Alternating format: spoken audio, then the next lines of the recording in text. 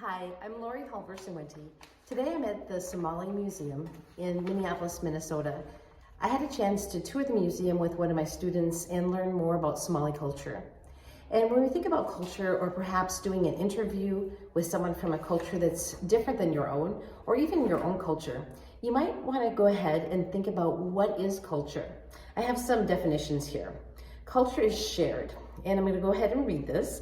As a shared set of ideas, values, perceptions, and standards of behavior, culture is the common denominator that makes the actions of individuals intelligible to the members of their society. It enables them to predict how other members are most likely to behave in a given circumstance and tells them how to react accordingly. And this is from Haviland and cited in the Samovar textbook. So when I think about culture and culture being shared, I so much enjoy coming to museums such as the Somali Museum here in Minneapolis to learn more about culture. And it comes alive when I get to hear the stories of individuals from the same culture. But at the same time, if I don't know someone from that culture, by reading and exploring and learning more. And today with YouTube or many other TED Talks, you can learn more as well. Some things to think about if you are doing an interview or learning about another culture.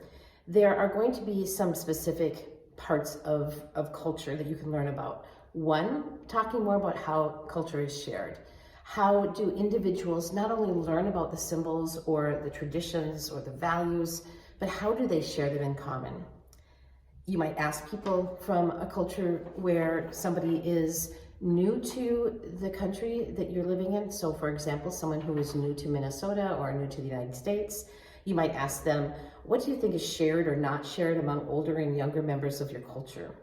And having a conversation with somebody, it's very interesting to hear about what might be shared as far as a value held here as a Somali American living in Minnesota, and maybe an elder or a cousin living in Somalia, or perhaps in Kenya or Ethiopia.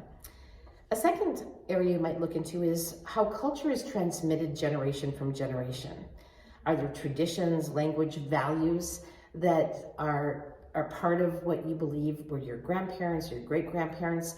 And generation from generation do not necessarily mean that that's from your particular family. It may be the elders or others who have taught this as teachers or as mentors.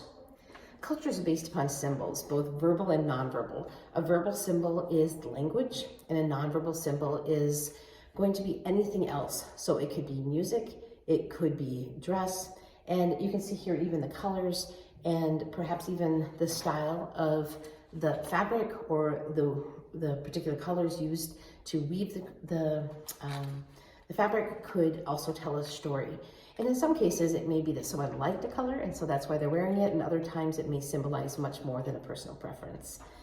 So symbols can be very important to cultures, and myself included. I enjoy wearing University of Minnesota wear when I travel, being a graduate from the University of Minnesota Morris in particular, or perhaps at one of the colleges or schools that I've worked with or had association with.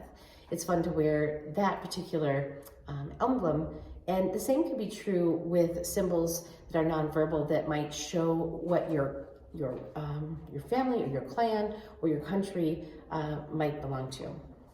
Culture is learned. Culture is learned, it's internalized, and some of the ways that people learn it include proverbs, folk tales, legends, and myths. Art, media can also help people learn. Finally, culture is dynamic. Culture changes, and there's really two primary ways: through innovation, such as invention, discovery, tools, and through diffusion, the idea of cultural borrowing.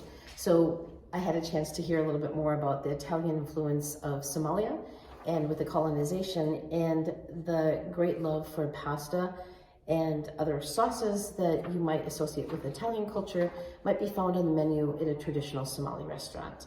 So when you think about culture, think about how culture is shared, how it's transmitted generation to generation, how it's based upon symbols, how it's learned, and how it's dynamic. Good luck in your quest to learn more about intercultural communication.